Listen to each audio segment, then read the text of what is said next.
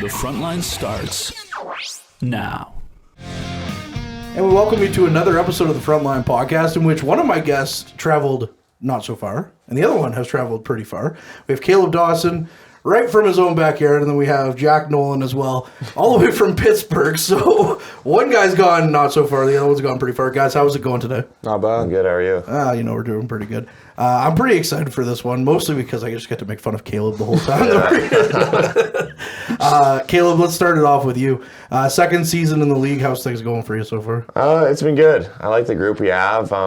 We have some guys back, and I think we've got another group, and we can go for another run here. So, Jack, you yourself, this is also, I guess, your second year in the league, but you played for some team that we don't really care too much about last year, Hearst. But now you're with Powassan. What's going on with you right now? Oh, I'm just kind of just locked into that in-season grind, just going day by day and going game by game. Caleb, I feel like everybody who's a returnee from last year, I end up talking to them obviously about last year's team a little bit because it's hard not to when you go all the way to the finals. Yeah.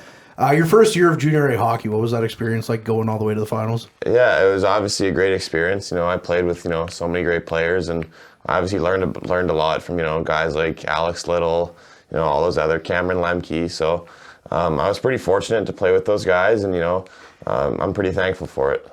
Now, you have a letter on your jersey this year, which in my time following you around as a player is the first time I've ever seen that. What's that been like, wearing an A? Yeah, it's been good. It's obviously an honor. I'm one of the guys back, and like I said, I've learned a lot of leadership skills from guys like Alex Little, Cameron Lemke, and Tucker Shields, and I try and use that to my best to help this team.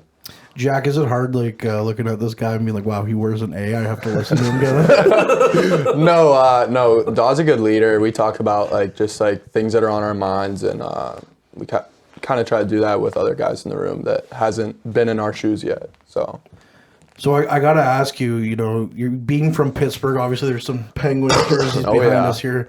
We'll talk a little bit about the Penguins in a little bit, but did it kill you last year wearing Flyers colors? Yeah, a little bit. That's actually the first thing my dad said. He's like, you're not going to catch me in orange or black or white up there. But it killed me a little bit, but the jerseys weren't bad. No. I thought that when, Claude Giroux left Philly, they would change the color a little bit. They still have them right on the glass panel right behind the net in Hearst. So, yeah. Brutal. I've never made it to Hearst, but I watched games on TV. When I saw it the first time, I was like, man, they're really milking the Claude Giroux thing. That was my first reaction. I was like, what is going on here?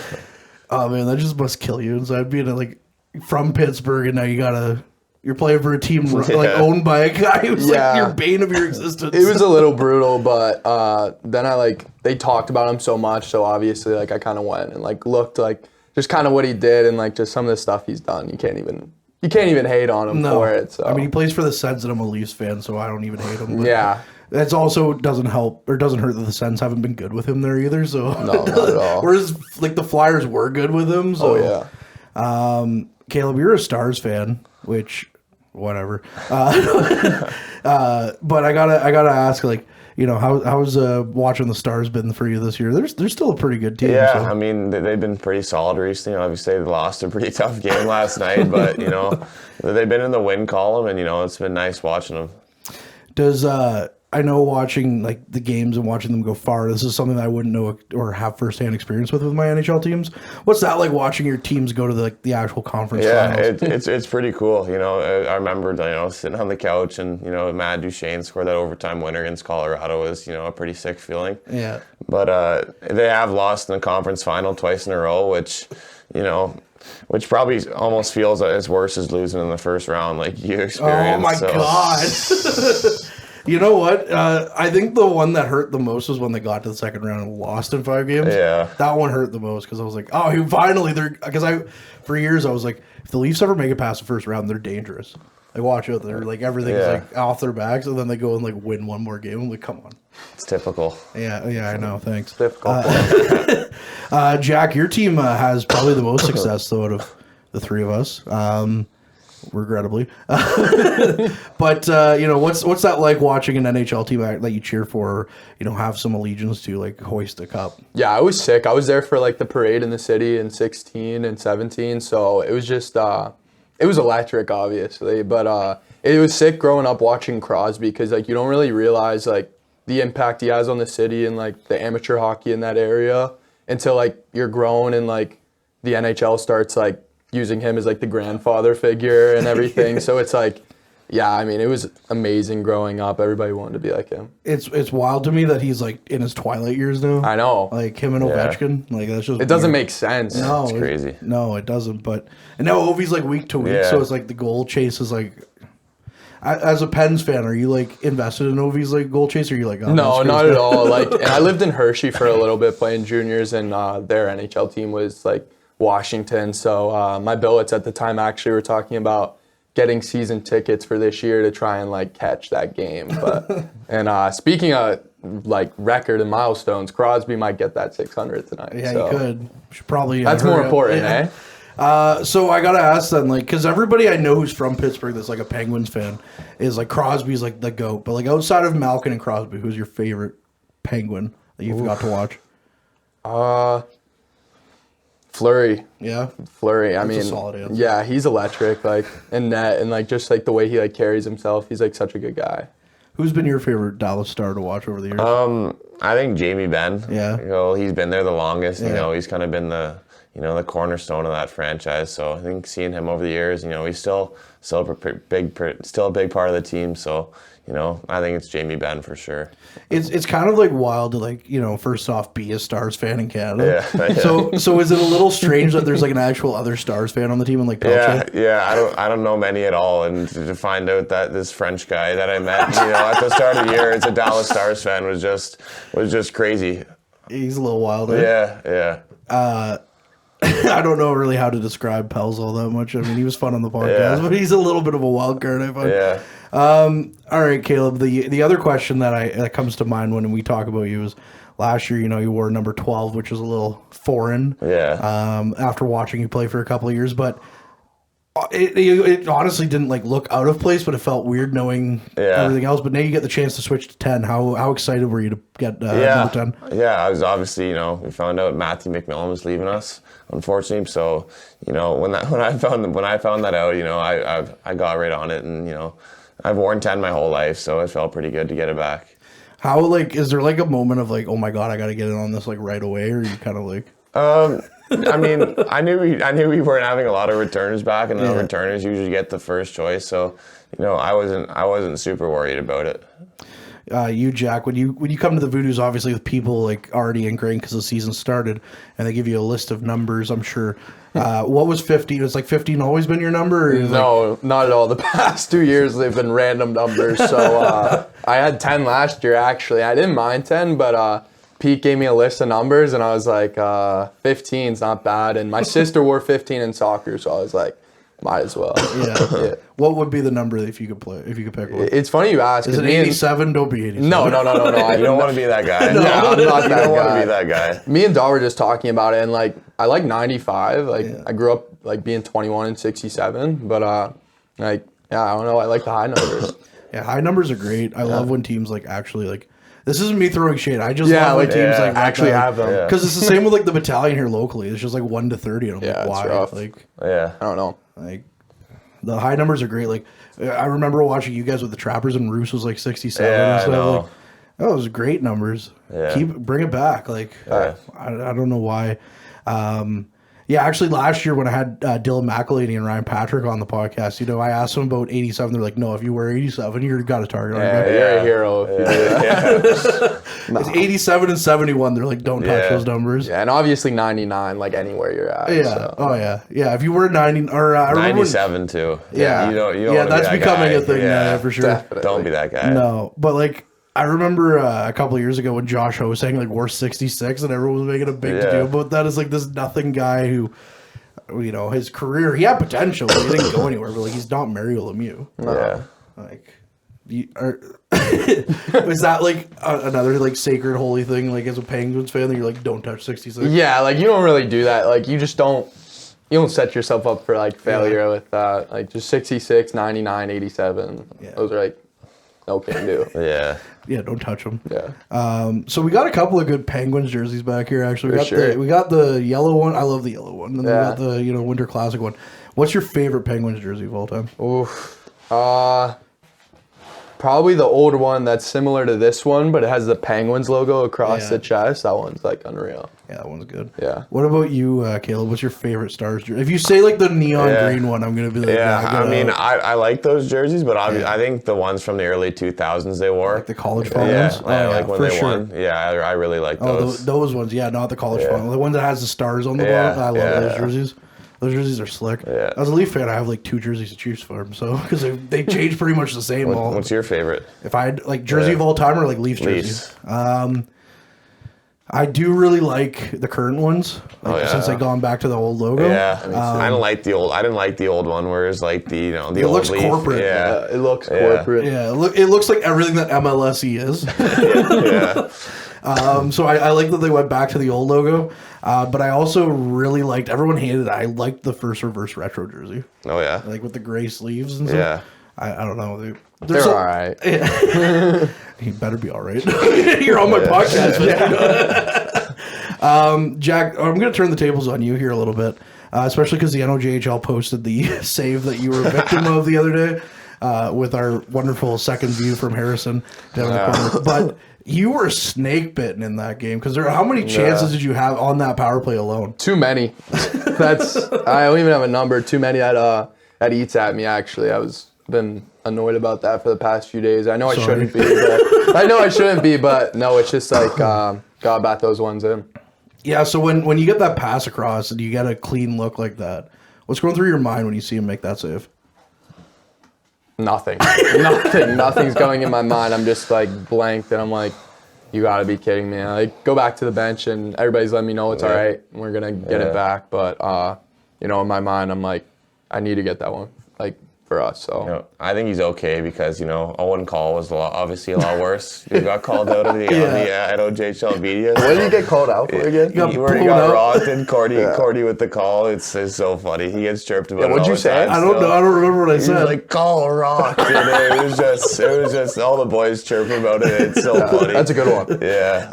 It's awesome. See, in those moments, like I don't have like flow hockey to go back and like listen to it, so like I don't know what I say except for like I'll get like the goal calls back. Yeah, you got him. Wasn't it against Timmins too? So French River. Oh, it was French. I was gonna say if it was Timmins, that would make you call rock. It was awesome. We're gonna have to find a clip of that and put it right in. Oh yeah, that's perfect. Less than 4.5 minutes. Call with the puck. Call rocks on the far side. But like, so here's a secret that I told Call because he came on the show after that. And I kind of felt some secondhand embarrassment. I mean, it wasn't me who got blown up in the neutral zone, but whatever. I mean, that's the thing is I'll take my chirps, but there's no way I can compete like you guys do. So, but here's the secret. So, Alex, who runs the game day videos, is like, hey, I know when the goals are, obviously by looking at the score. But he's like, I need other stuff. Like I need big hits, I need big saves and stuff. So all game long, if something happens, I'll either yell into the microphone like, and someone needs to write that one down or something. Yeah. So I literally had the hit. I just remember it being a thing, and all I wrote was big hit. I didn't even write like call it. I sent it to the guy. Oh, you and the next thing is all like the besties for the week. I know, you steward him. Brutal. It wasn't intentional, I swear. It was just like he wants that stuff, right? Yeah. So, and then that's how the save on you happens. It happens, I guess. I mean, that's just like one of those saves though that you have to put up. Like, yeah, it's understandable. Yeah, I mean, I won't try. It's an alright save. It's an alright save. Alright save. It was a crappy shot. So. Well, I don't know. The pass across was pretty nice. Yeah, made him look good. Well, hopefully you get your revenge whenever you play the Eagles again. Yeah. So I want to go back to happier times. Your first spurt of goals with the Voodoos against French River. You scored 5 of them in one game. What's going through your mind when they just keep going in the back of the net? Yeah, not much. Like, during the game, I'm just playing, so I'm just trying to play the best I can. So, I mean, by the 5th one, I was just like, yeah, that's kind of crazy. But the hat trick I was excited about. That's pretty wild. Like, I just remember sitting at home, and I would get the update on my phone, and I was literally like, it's Jack Nolan 5, French River nothing. Yeah. What's going on? Playing with this guy, though, what's that been like? No, it's been awesome. I think he's been a key reason why I've kind of built chemistry with some of the guys on the team. I mean, I had a conversation with Pete about Doc completely, and I was like, he's one of these guys that you really want on the wing when you're at center because he's able to get it out of the wall. Like, no matter what, I know I could rely on him to get it to me or out in the zone where I could get to it. So, I mean, that's huge playing with someone like that. You sit here and like kind of blush when he says stuff like that. Does it go right to your head? Maybe a little bit. Maybe a little. What's it like playing with this guy? He obviously makes it really easy for me, on the wall, it can be sometimes hard, a lot of D are coming on pinch and he's always there, he's calling for it, and in the O zone, he's always there, he's always calling for the puck, and he makes it, a pretty easy line mate to play with. I wanted to ask, speaking of sewering people, let's sewer you a little bit here. No, this isn't a bad thing, but like you get on the line with your, former U18 trapper teammate Caden Cowell, and he gets injured in the same game. Like what's the chances of that? Oh, I know. I was obviously excited, to play with him before the game. He's been, he's off to an unreal start, and to see that is just so unfortunate. I wish him all the best, and we need him back. We need him back as soon as possible. You say anything on the podcast that you guys have lit him up for, or like? Nothing really, honestly. No, he was probably the good one in that episode. Yeah, for sure. I'm just gonna keep sewering Call as much as I can. When it comes to last year, though, you spent most of the season playing with Roos and Dubes. Yeah. Now this year has kind of been like the lines are a little bit more in the blender. How different is that from knowing that you're playing with those two guys every night to now you're playing with different guys? It's just building chemistry and having communication. Obviously, I'm blessed to play with a lot of good players, and it's just good communication. And when you're positive on the bench and all that kind of stuff, that's usually when it goes well. For sure. So I wanted to ask too, because we talked about the big save on some guy in this room, but we'd be remiss not to talk about Wilcox in that game. How unbelievable was that? Yeah, he's still on his head. So he's the only reason why we had a chance in that win. Yeah, for sure. Even the last weekend, he gave us another chance to win. So we let him down that previous weekend, and we were so happy for him, that we got the win on Saturday. Yeah. Playing with him last year, Caleb, where he was like kind of like the third or fourth guy kind of thing behind D-Rock and then Charette when he came in. What's it been like watching him kind of take over the reins a little bit this year? I think he's obviously motivated, and obviously he's been great for us. Last year's great for us too, and to see him, in a bigger role, I'm proud of him. He's been doing great. Jack, coming here to Powassan this year, kind of maybe not necessarily knowing the team as well till you got here, but like seeing goaltending that's been as good as it has been, how much more confidence does that give you as a player out front of them? Yeah, it just kind of makes you want to play for them too. Like honestly, it just makes you want to play better defensively, and just if it's a 0 game, make it stay 0 for them. Like just want to pad their stats because they're doing everything to pad ours. Last year playing for Hearst, what was kind of your knowledge of Powassan in the league? I knew who Pete was, and like. I played with RP whenever I was younger. We actually won a championship together, so I knew that he was there. So nothing really beyond that. What was Ryan Patrick like when he was younger? You can be as open and honest as possible, because I probably could do it every time I get the chance. Yeah, honestly, he was just kind of like just another kid. He's the same as me, like nothing too crazy. Probably the same as he is now. Yeah. Yeah. He was really upset he couldn't wear 18. Speaking of numbers. Yeah. Like here. Yeah, he would like complain about it all the time. Every time I talked to him, he was just like, "What are you doing wearing 24?" But 24 kind of grew on him a little bit. So, when you go away from the league and you're kind of sitting around, like, how does that whole situation manifest where you get a chance to come back up to the NOJHL? Well, it was just like there's so many things that happened this off season, and it's not really important now. Honestly, what's really important is that I'm here, and to play for a coach like Pete, honestly, like it makes you rethink a lot of things. Honestly, with past coaches, like he's such a good guy. He's the biggest thing. He's a good person, and like when you have good people in your life, you want to like work for them, battle for them. Like whether it's your family, a boss, like Pete, my coach, having him just trust me as a player is huge. So I think I really needed that this year, and that's what made sense. Was that kind of the main driving factor getting up here to Powassan? Yeah, for sure. I've known of Pete for a few years. I knew him when he was back in Trenton, and he wanted me last year, and other things went other ways. But this year, the conversation I had beforehand, my parents and me and our conversations with God, like we just asked for someone that was able to see my talents and see what I bring to a table, like not only as a person but as a player. And he saw all of that. So He's an all right guy, I guess. all right, Caleb, what's it been like, playing junior for Pete the last 2 years? And I know last year it might have been a little bit frustrating not getting in the lineup all the time or consistently because how Pete operates, right? Like he's and that's how it is in this league, is you live and die by your vets. So, but now that you're kind of one of the voices in the room, one of the guys he leans on, how's that been? It's been good, obviously. I can't thank Pete enough for what he's done for me. Having Pete as my first junior coach and having a coach, you can talk to whenever you want about anything. I've been pretty lucky, and now to be one of those voices, is a pretty special feeling. With Pete, do you guys got any good stories? Because he always chirps me, so I need ammunition all the time. No, you got nothing? No. I don't really I'm sure there's not safe really. for podcast stuff. I just know he's big into fishing. So, but, how do you chirp He likes a guy chirping call, too. Yeah, he does. About gambling and stuff. Yeah, he likes doing that. Well, guy got rocked. Yeah, he did get rocked. You got him on the call. So.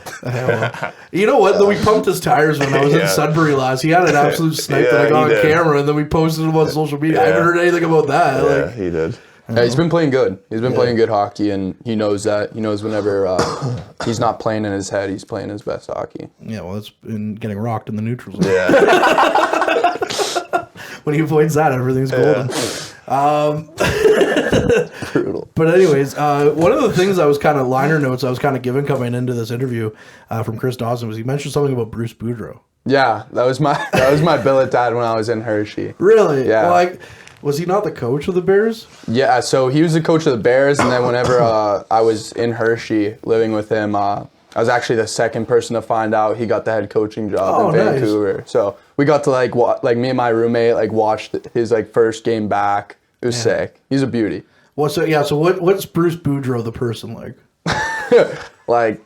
He's crazy, just walking around without his pants on and stuff like that. Has no idea where anything is in the house. Always offering you ice cream. Just one of the best guys. How does it go from guys, an NHL coach, to being a billet dad? What's that? How does that happen? Yeah, honestly, I don't know. I don't think he knew how that happened. I think it was more his wife's doing. But yeah, he was a beauty.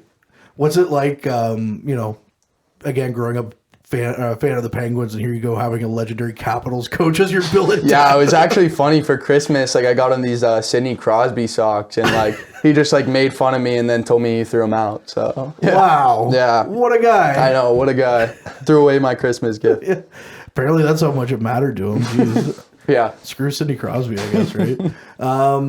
What the last couple of years, all the stuff going on in Vancouver and stuff, when you see the Bruce, there it is, and then, the fans cheering for him even though they know he's on his way out. What was that kind of like as somebody who knows him? Yeah, it was tough because he's a good coach, and he's like any good coach where it carries with him off the ice, and you can kind of see that it bothered him, just different than the past coaching jobs because he really liked it there. But yeah, we supported him fully. He was, when he came back, he was involved with being at practice, being at film, just being with us, which was huge too, because the knowledge that guy has is insane. So, do you still talk to him regularly? Yeah, I do. The last time I talked to him was in the summer, but he was actually in Niagara last year helping with the Ice Dogs. So I talked to him last year quite a bit. Oh my God, my condolences. They're pretty good now. They weren't so good last year. Last year was rough. Yeah. Yeah. No, that's quite the experience. Does he ever give you an Ovi versus Crosby kind of thing? You give him the Crosby socks, he's like, yeah, Ovi, all about Ovi? Yeah, everybody up there loves Ovi, so there's no battle in that. No, you're gonna lose real easily on that. Every time. Average Joe's Eatery and Patio Bar is North Bay's only year-round lakefront restaurant. On the shores of beautiful Trout Lake, we have been serving delicious food and stunning views since 1999. Indulge in one of our delicious menu items, or simply sit with a cocktail in hand and watch the beauty of Trout Lake before your eyes. Check us out online at averagejoes.net or visit us in person at 3501 Trout Lake Road, North Bay. Welcome to the Clubhouse by Gateway Golf. Located on Oak Street East in North Bay, with over 200 plus real-time courses, simulator arcade games, and delicious eats, the Clubhouse is North Bay's newest social hangout. You can book times now at gatewaygolf.ca or come visit at 245 Oak Street East in North Bay, Ontario. The Goalie Resiliency Podcast, hosted by Chris Dawson and Dr. Rob Graham. With player interviews new and old, goalie insights, and everything you need to know about being a netminder, this is the podcast to check out. You can subscribe at youtube.com/goalie resiliency or instagram.com/goalie_resiliency.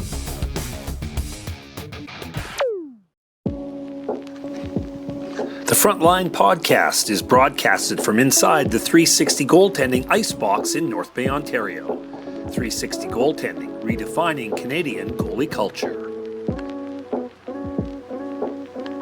Why is Northern Honda servicing more cars of all makes and models? Let's count the ways. 1. Our state-of-the-art facility has award-winning technicians. 2. Northern Honda has the lowest tire price guarantee, no matter what you drive. 3. The lowest synthetic oil change guarantee, and every 5th oil change is free for all makes and models. Plus, new Honda buyers get brake pads for life. See the service difference at Northern Honda, 1250 Seymour beside Home Depot. Kids Sport North Bay is an organization that helps kids who otherwise couldn't get in the game with grants of up to $500. You can donate or find out more at www.kidsportcanada.ca. Caleb, I wanted to ask you kind of on a bit of a more personal note. We talk about former coaches and stuff, and the last time, something happened this summer, unfortunately, with Butch Turcotte, where he passed away, but you had a personal relationship with him, so I wanted to ask you about that whole experience and what just knowing Butch and everything about that. It was obviously heartbreaking news, and the first time I ever skated was on Butch's outdoor rink, so I had the honor to grow up knowing Butch, and having his ODR, and just knowing that family, it was just an absolute honor to be connected with him. There's a really good picture that I've seen of him talking to you in your Voodoo's jersey coming off the ice. Yeah. What's kind of the stuff that he would say to you when you come off the ice? That last game, he said, just get me one. He goes, just one. I go, I can do that for you. And then he gave me his two fist bumps, and in that game, I actually ended up scoring the game-winning goal. Oh, there it is. is. I got first star of the night, so you can do it for Butch, but you can't do it for me. Yeah, I guess, yeah. I mean, Butch is more important, so Yeah. I mean he just straight up says yeah to that, like right off the hop. But I mean, no, it's true. But here I am every game being like, Caleb, I need a goal call. Yeah. So this year's, on that note, then speaking about snakebitten, sorry, Jack. Well, I'm just here to throw guys. Nah, it's all right. I'll get my comeuppance, don't worry. By the way, for anyone on the recording, I might as well throw myself under the bus. I'm like an hour late to this because I slept through it. So, anyways, a little bit disheveled. Yeah. Caleb, you on your own, the assists have been coming more recently, but for a while it was kind of a bit of a dry spell. What's going through your mind as a player when that's happened? Obviously, it's obviously frustrating, and you can't let that get to you. I think when you don't think about it, that's when it starts to come, and just shooting when I have the opportunity, and just keep on going. I know it's going to come, and I know it's just a matter of time. Well, if we're going to talk about, chances, you had a really golden chance against the Eagles, too. Yeah.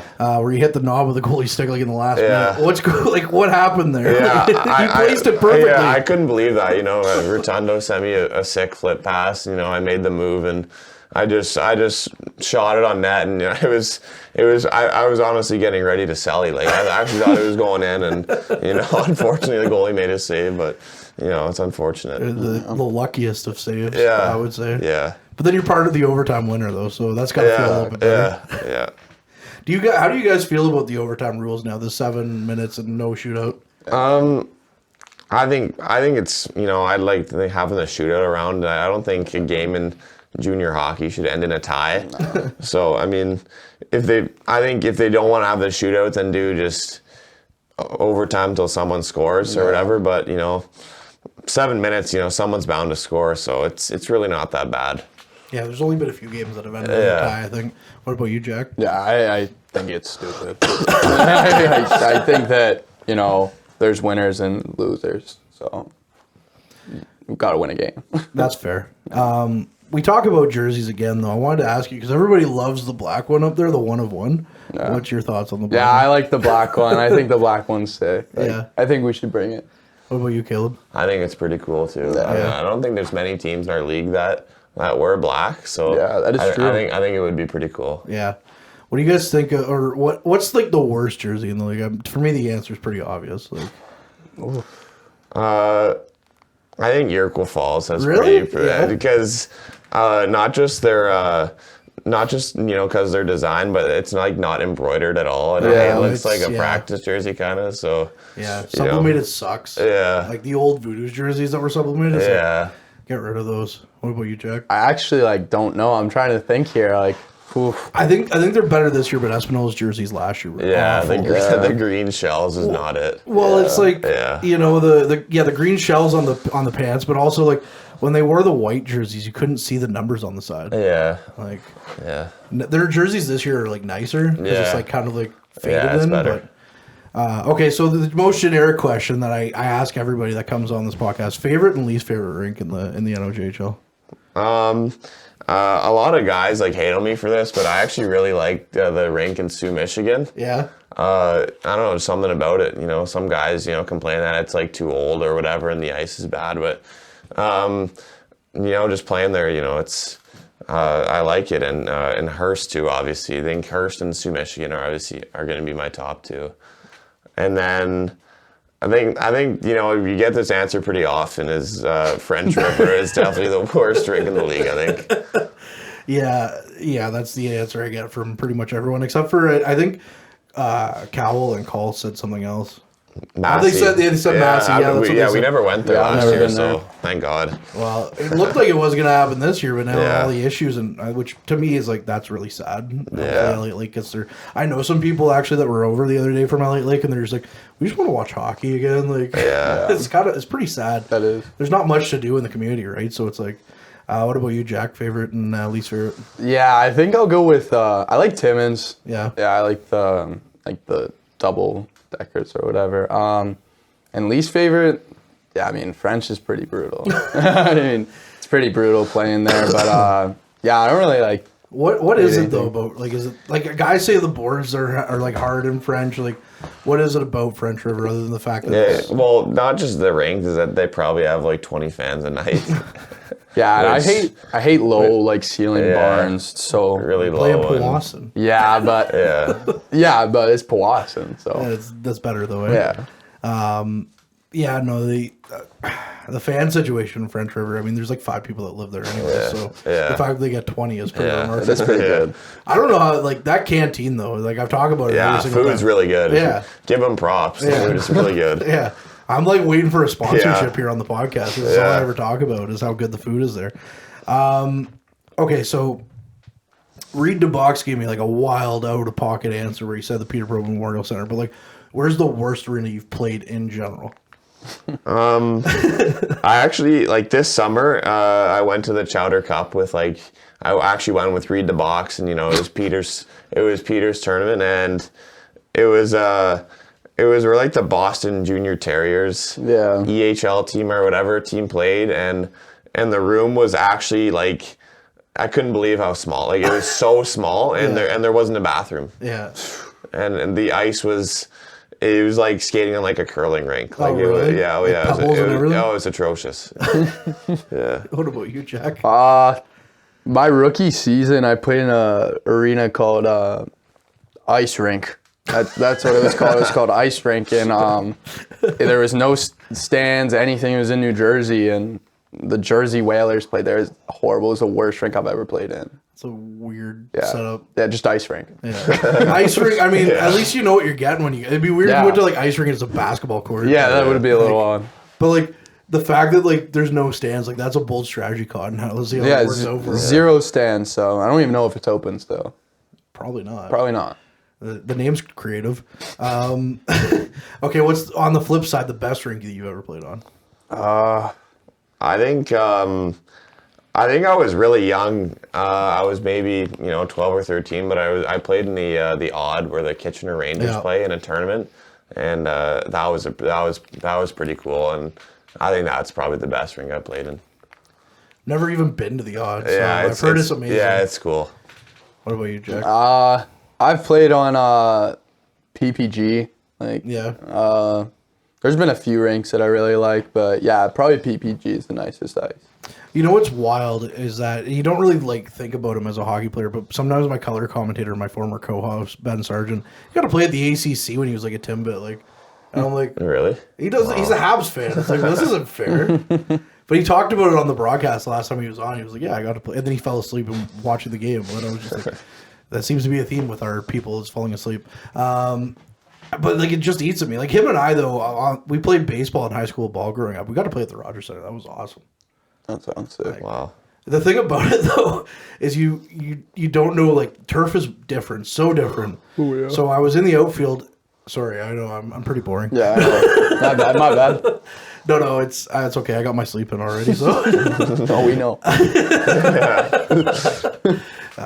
All right. Well, that's gonna do it for this, anyways. But I was playing in the outfield, and I went to go play the ball off the bounce because there was no way I was gonna get there, and it bounced 10 feet over my head because it's just so bouncy off that stuff. I'm like, okay, I guess I'll just give the guy an inside the park home run because I went to go play the ball on a bounce. But it was a really cool experience. So I've never played my hockey career never went far enough that probably the best arena I've ever played in was Memorial Gardens. That was pre-renovations. So I don't really have a.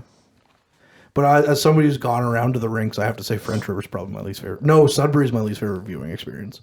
Yeah, that's I don't blame you. All the top, in your way, the ceiling.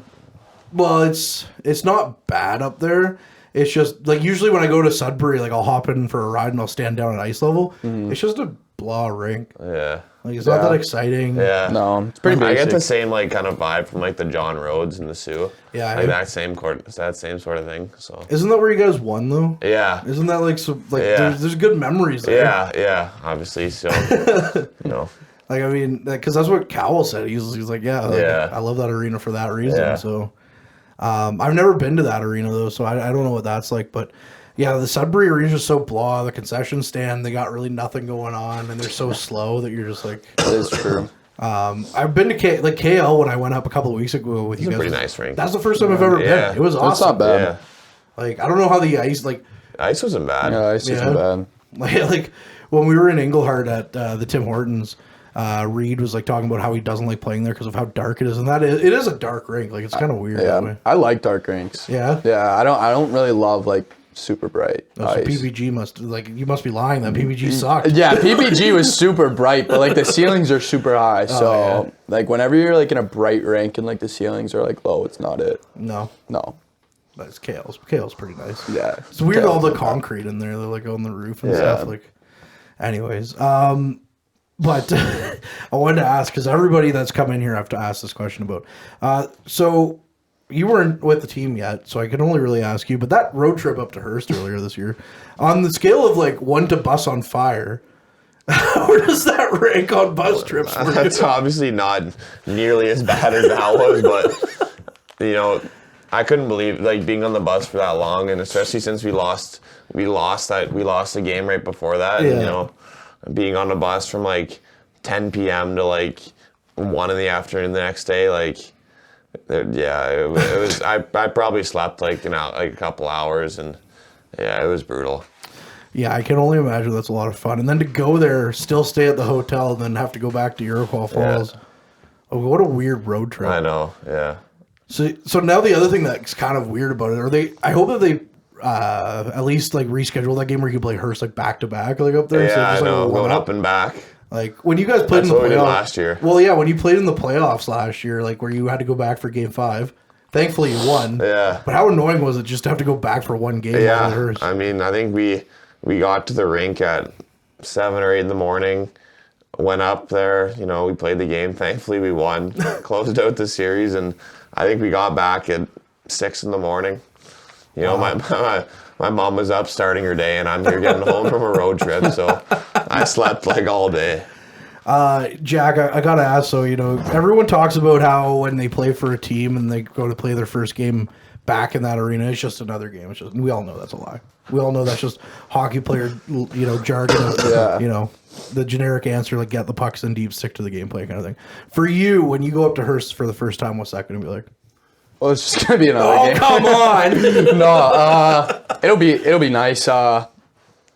It'll be nice. I mean, hopefully it's a good game. Come out with a win, and yeah, that's it.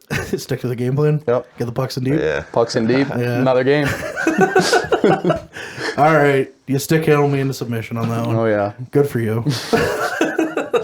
Yeah. Back to the goal scoring stuff. I know we're kind of hopping all over the place, but that's what happens when you just wake up 5 minutes before the podcast, or 5 minutes, an hour after the podcast is supposed to start. You yourself, though, you score the 5 goals in French River. Is there a point over the last month now where you're like thinking, like being like, oh my God, is that just all that I'm going to get? Yeah, no. There was like a point in like 3 games, like there was like a 3-game streak where like I didn't have a point and I was coming off injury, and that was super frustrating. Like Daw said, like any player, it gets on their nerves, but like, and to say like you just gotta not play and like not play with like your head and everything, it's kind of a lie. You gotta play relaxed. You gotta do what makes you comfortable and before the game and the preparation. So I think once I just got back to playing my game and feeling good off and on the ice, like it just came. So then you do get a goal this weekend against your former team in just another game. Because the Lumberjack, how good did that feel to finally get the monkey off the back a little bit? Yeah, it felt good, especially after that annoying penalty call. Like it was just like tell me how you really feel. Yeah, it was I don't blame him. Yeah, it was that was already frustrating to come out. Like, I was sitting in the box, I was like imagining it, like, and I was like, it actually happened. So I was definitely excited after that. Is that like, obviously there's different ways to score a goal, but to score a goal by getting your feet back out on the ice after a penalty, in which obviously your team killed off really well, then to go down and do that, how, like, is that a different feeling? Is that a special feeling? I think scoring a goal is just a special feeling in general. So like, once you just score, it's that same feeling over and over again. It doesn't really get old. Well, fair enough. Yeah. My biggest goal was scored was like at Adam House League level, so I'm really with you on that one. Scored some big goals in my career for sure. I've set up some interns too with some really good goals playing floor hockey, but she can't score anyways. Catching strays here on the podcast. Definitely. I'm just like a defensive mode because of my mess up earlier today. I gotta get it roll again. Caleb, we're going back to the playoffs again. We're just hopping all over the place. I'm sorry. That series against Timmins where no home team won a game. How wild is that? Yeah, it was crazy. I mean, going up, taking 2 in that, especially that rink, they support their fans and it's absolutely packed. We were obviously, feeling pretty good coming back home with a 2-0 series lead, and obviously Timmins came and took those 2, and then it was crazy, and then we won another game in overtime in Game 5. We really thought Game 6 was going to be the one, and they took it from us, and that Game 7 game was insane. My favorite is the crowd shot that we got of the Turner goal, where you could hear like fans of Timmins like being like "fuck you" and stuff. Yeah, it was insane. That was easy. That was easy. It's like the best atmosphere I've ever played a hockey game. Yeah. Like it was crazy. Was it like when you add the fact that like the whole like ambience gets sucked out in the last 30 seconds? What's that feeling like from the ice? Yeah, it was crazy. We were in like disbelief. We honestly, they tied the game late, and Turner comes back and wins that game for us. Like everyone thought it was going overtime for a second, and then he goes down and wins it for us. It was a pretty unbelievable feeling. I can't imagine what that would feel like from a fan's perspective, from like being a Timmins fan. Yeah, and we were down 2-0 in the game too. Yeah, I know. Yeah. And then I think it was McElhaney or whatever that came down and had that unbelievable goal where he was like on the ice and wraith and everything. Nasty. My God. Jack, because you're pretty much the only American that we can make fun of here on this podcast or on the team. Last year we had a couple of guys that we could give them all kind of crap about. I gotta ask, what's some of the major differences between America and Canada? The selection of snacks. Yeah? Yeah, there's definitely like better snacks at home and just, Really? I think better fast food too. So yeah. for Okay, sure. so what's so good about like American snacks and fast food? I don't know. There's just more options. Like the fast food, Chick-fil-A. you get Chick-fil-A. Chick-fil-A's unreal. I've never had Chick-fil-A. It's unbelievable. I gotta give them that one. It's really good. Canes, Chipotle. You see, I've never tried these. Like I have family in Ohio, so I've been to Columbus a lot, which is kind of the joke state now, I guess. Yeah, it is. So maybe I shouldn't openly admit that. But like I've never like the most American place I'd been at the time was Arby's. Now we have Arby's here, so it's like Yeah. No, there's like a ton of good spots, and like just like in the city too, there's like a bunch of like mom and pop stops. Like it's just good. But you're also like, no offense to like the North Bay and Powassan area, you're like in small town Northern Ontario. Yeah. There's not as many. Like you go to Toronto, there's a lot more choices. Oh, for sure. And like here, like we got Echoes too. Like Echoes is like a top tier breakfast spot. I'm not even gonna lie. No, that's fair. What's like? Have you tried like ketchup chips? Yeah, I'm not a fan. No? Yeah, definitely not a fan. What about butter tarts? Yeah, butter tarts. Yeah. Butter tarts. Is that a Canadian thing? Oh yeah. I didn't know that. Yeah, those are unreal. I've never had one. And then shout out Game Day. He brought like 2 or 3, and like he's like, here for you. I tried them. Just been mucking them since. You know what's wild is that we made a joke once on air that we love butter tarts, and then like Wraith Smith's grandmother last year kept bringing us up something whenever she would come. Or like this year, Caleb Allard's parents like brought us some like the very first game. They're like, here you go. Yeah. I'm like, well, now your son's getting a few extra brownie points on the podcast. But like, wild thing was a couple of summers ago, I went golfing with Dallin Wakely, and you know, guys like the quintessential, my body's a temple. I only put certain things into it. He walks up to me on the course. He's like, 2K. I tried butter tarts for the first time. They're dangerous. They are, man. They are. They're definitely dangerous. I was like, yeah. I was like, you're still a specimen of a human being though. So like, it's okay if you have 1 or 2 butter tarts. So like, we got Miles Gordon on this one, but what's bagged milk like for you? That's crazy. I didn't even know how to like open it. Like Milk master. Yeah. We'll never forget him for that. Oh yeah. Someone needs to just send him that clip to keep Oh yeah, we reminding him. do. Sometimes it's so funny.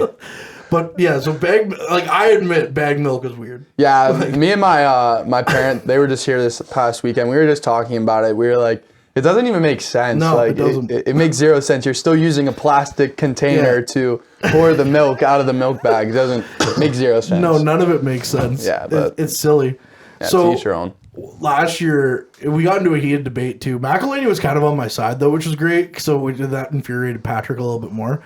But like it was something to do with like dock or marina. Like you guys have like different words for things. So like to us, a singular dock is a dock, but he calls it a marina. Yeah, no, I don't call it that. Like, all right, so we have you guys call like it's the bush, right? Yeah. Nah, it's just the woods. Yeah, it's the same thing. Yeah, but like I got called crazy for saying it that. What? Yeah, they were like, no, it's the bush. I was like, it's just the woods. Yeah, but I mean, Yeah, it's just the woods. yeah, no, I'm kind of with you on that one. Yeah, it makes sense. I call it the bush too, but like the woods. Yeah, because like a bush is just like a normal like circular bush. Like this is like the woods. We gotta clip this whole entire section and send this to Patrick. Like his parents would come up to him and be like, "By the way, it's a marina," and I was like, "Oh, okay."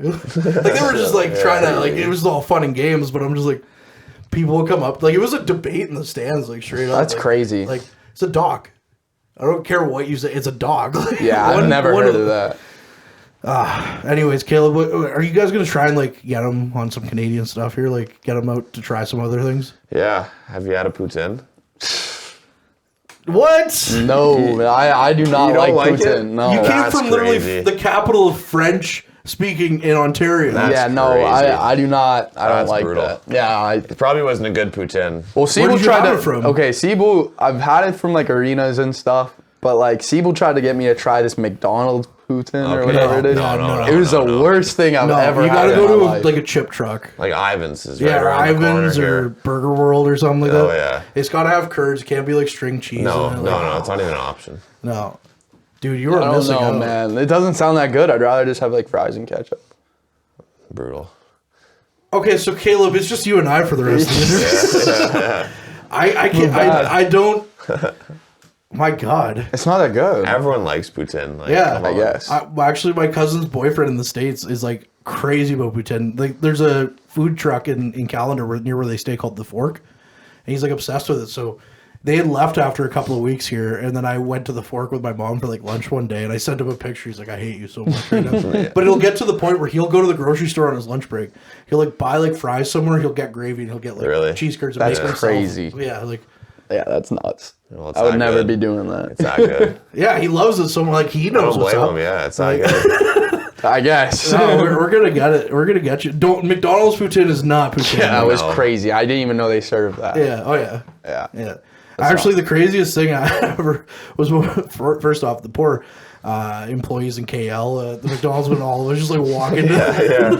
That's actually when I tried it. After Really? KL, yeah. It was horrible. Yeah, that is brutal. Yeah. I don't know why. I have no idea why anybody would even get that from there. Don't do that. Yeah. Especially when you're that close to the border of Quebec. But anyways, that was the funniest thing was like, Pels turns around him. He's like, yo, what are you getting? I'm like, just a couple of cheeseburgers and a drink. He's like, he opens up his bag. He's got like one of everything from the menu. I'm like, my God. But yeah, no, we got to get you some good poutine like stat. Yeah.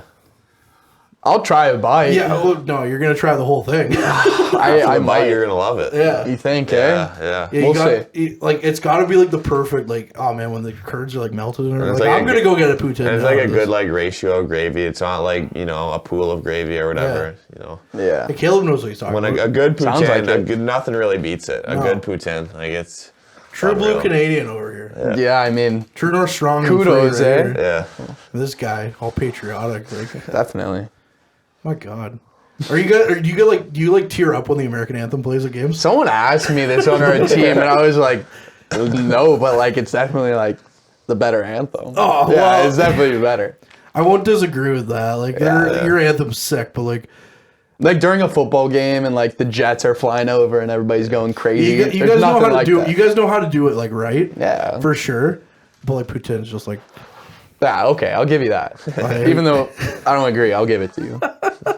so. That was another thing too with McElhaney and Patrick, where they're big Steelers fans. Are you a big Steelers fan? I like the Steelers, but I don't really like watch football that much. You're not like a.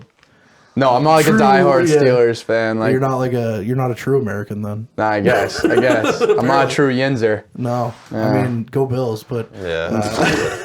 That's crazy. that was the what? That's crazy. That's why he brought it up. He wanted to Yeah. bring up the Bills. Yeah, he did. Yeah, that's all I'm here for. Is Yeah. talking about the Bills. Yeah, you didn't think I saw his hoodie. No, not at all. Not at all. Hey, I'm riding pretty high off that big win over the Chiefs, but bet. I thought they were gonna lose like flat out, like going Yeah. into the game. I'm at the battalion game with my like iPad playing the game, That's hilarious. and then go Argos too. But CFL's a little bit weird. But yeah, no, those guys. That was the best part about last year was they were Steelers fans, and then the Bills knocked them out of the playoffs. So, Yeah, that was crazy. That was actually nuts. yeah. And I was close to Buffalo last year too, so like everybody. Yeah, you was- would have been. Yeah, everybody was going crazy too. Like Yeah. it was nuts. Yeah, I guess you would have played with like DeCallaway last year, right? Yeah, What was it? decal. What was that like? He was a quiet guy, man. He Yeah. didn't talk too much. Like just headphones on and ready to roll. Yeah. Yeah. Probably because he likes poutine and he knows it's Yeah, wrong. probably. That's He's right. probably staying away. Yeah. Man, that's wild. Okay, so for you, like on a generic like basis of being an American, what is being an American? Like everyone's like, oh, he's like baseball, apple pie, football, right? Like, is that to you like the three things, like the three tiers of being an American, or is it more? I don't know. Like being on a boat's a big one. I know it's an American thing, but like being on the boat like during 4th of July is Yeah. like huge. Like cookouts, huge. Well, Yeah, that's baseball is huge too. Like because Pittsburgh has like a sick park. too Like bad the Pirates suck though. yeah, they do suck, but like it's an amazing park. It's like the That's why I've heard PNC's amazing. it's like the #2 stadium in the world. Yeah, like, I out of would all agree with sports. that. It's unreal. It's beautiful whenever I Yeah. see pictures of it. I'm That's a little awesome. jealous. The only major league stadium I've been to is Rogers Center. So Me too. I know people that have been to like Wrigley, and people are like Wrigley's like you Yeah. go to Wrigley, but yeah, no. So, anyways, poutine and stuff. But we're gonna talk about heritage a little bit before we go, because I'd be remiss if I didn't bring this up, especially because you and I share the same kind of heritage, being German and stuff. What was that like playing against the German team in Collingwood? Yeah, it was obviously a different experience. You know, I've never played against like, you know, European kids, and I found out they all have really good chemistry with each other. Like they all no doubt. they all worked really well as Yeah. a team, and you know, they beat us. But you know, we put up a pretty good fight, and yeah, it's obviously, you know, they had a really good program they ran, so it was a cool experience. Yeah, I heard a story that you were invited to go over there and play, actually. Yeah. What was that? Well, I mean, you didn't get to go, obviously, but to get invited, what was that? Yeah.